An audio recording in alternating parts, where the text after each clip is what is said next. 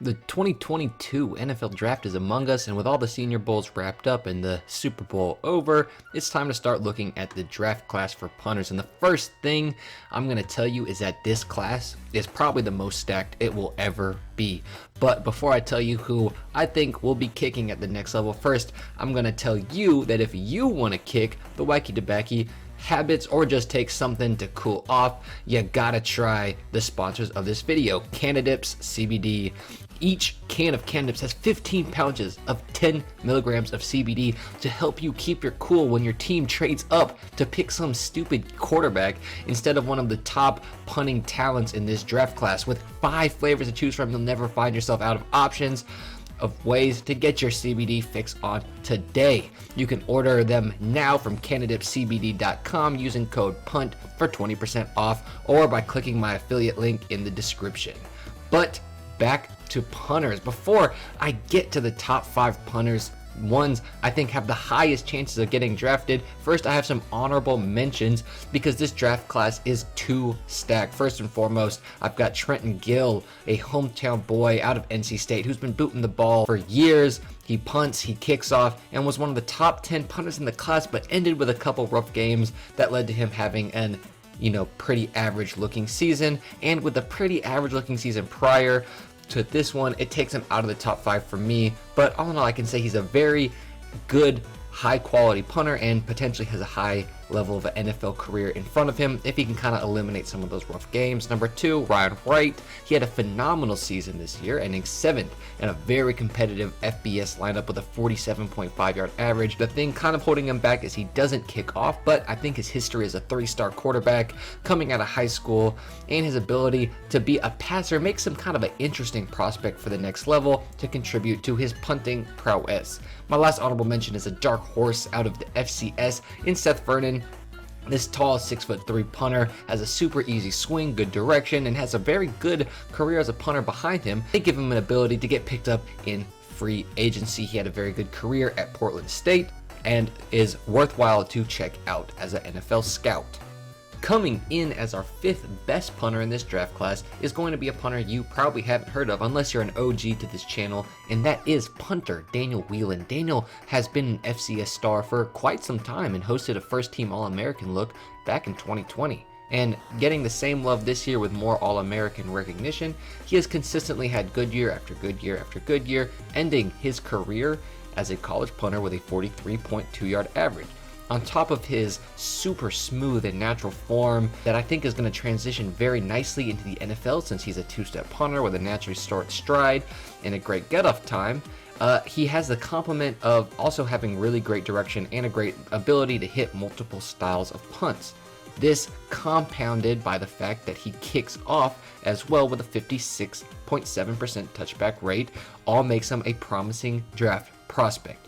I would give his best pro comparison someone like Pat O'Donnell, since they both have that super easy swing, a controlled and mature punting style, and the biggest factor limiting Daniel at this point is probably the school size. UC Davis this season boasted in having 5 whole games that surpassed 10,000 fans. This pales to what he'll face as an NFL punter and may give scouts some hesitation when looking at him as a potential draft prospect. Our 4th best punter in the draft, I have to give to, and this kills me to say, but it's Ryan Stonehouse. While I want to be much higher on this guy, I'll start out with the things that are kind of hurting him. His lack of kickoffs and his his team's poor reputation with making tackles and getting returners down. Everyone else on this list has 2 things in common. They kick off for their team and they typically have great special teams surrounding them. Over the years, Stoney has gotten some criticism, albeit unfairly, for the poor performance of his punt team as a whole. And although they did have a better net this year, his 50-yard punting gross average, which is 2nd in the nation, was only able to get his team the 24th best net average in the country.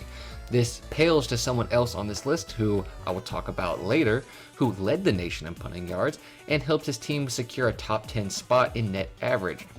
Now, what I can say about Stonehouse is I don't think any of this negativity will translate into the NFL. He has a cannon for a leg. He won't be forced to do his little rollout punt, which will allow him to get better hang time, and he'll be able to do what he usually does. He leads literally the entire NCAA with the best career average in the history of the NCAA. And while personally I think we'll all look back on these signs and what will be a potentially Hall of Fame career for Ryan, and understand that, you know, maybe he should have been higher on this list, right now I have to keep him at number 4 in terms of draftability. He's still one heck of a punter, I just can't move him up. Our third best punter in this class goes to none other than the reigning national champ, Jake Camarda. What I think Jake brings to the table, aside from an explosive leg on both punt and kickoffs, is a very absolute dog mentality. This may be one thing that is the most understated about Jake, but he has a killer mental game and has a very aggressive punting style. He can easily hit the long ball and the high ball.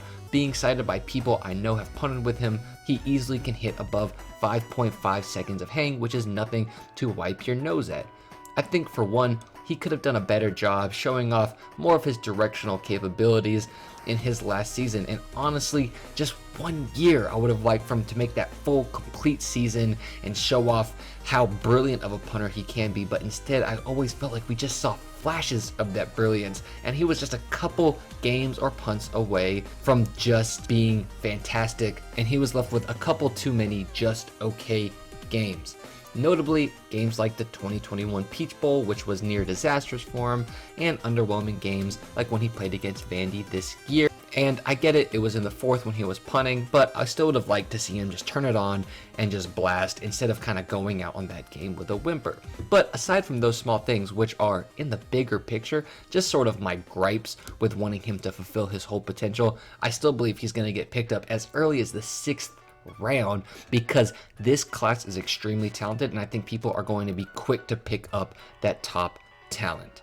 The second punter that I think will be taken off the board this year is going to be Mr. Matt Araiza, the SDSU stud. Now everyone bear with me because I know I'll get flack for this, but Matt didn't do any senior showcases and ended the season kind of on a low note, boasting just a 46.7 yard average against UTSA and having 2 blocked against Utah State Aggies, which left a lot of special teams coaches wondering how he'd fare when people were coming after it just as hard at the next level all the time. But first, let's take a look at how he broke just about every NCAA single season record you can. He had the furthest single season average in NCAA history, most 50-yard punts in NCAA history, most 60, 70, and I believe 80-yard punts in a single season in history as well.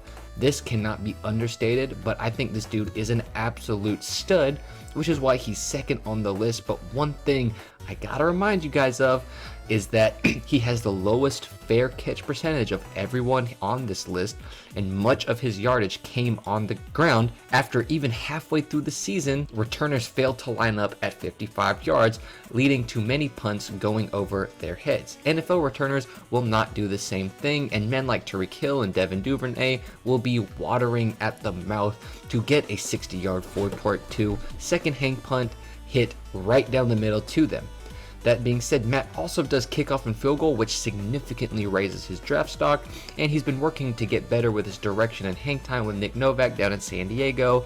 I still wish he had a place to showcase what he's learned so far, but I guess we'll wait to see what he does at his pro day and in the NFL Combine. But for right now, I gotta keep him at the number 2 spot.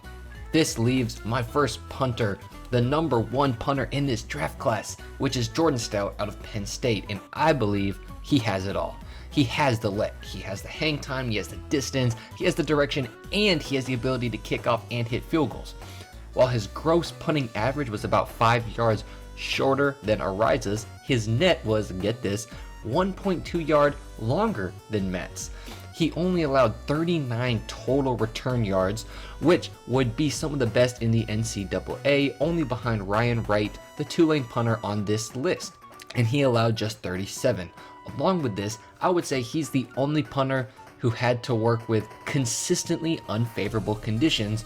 Doing what he did would be a great feat if done in any part of the country, but in the bitter cold of Pennsylvania, doing this is fantastic.